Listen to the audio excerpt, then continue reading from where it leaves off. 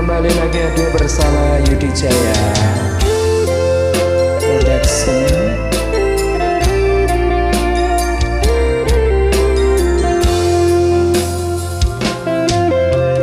Wes sak mestine ati iki nelongso, wong sing tak tresnani mlencani janji.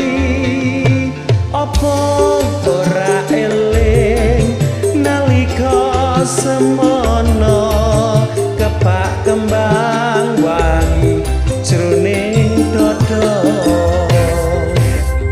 Kepiye maneh iki pancen nasibku, kudu nandang loro kaya mengkene.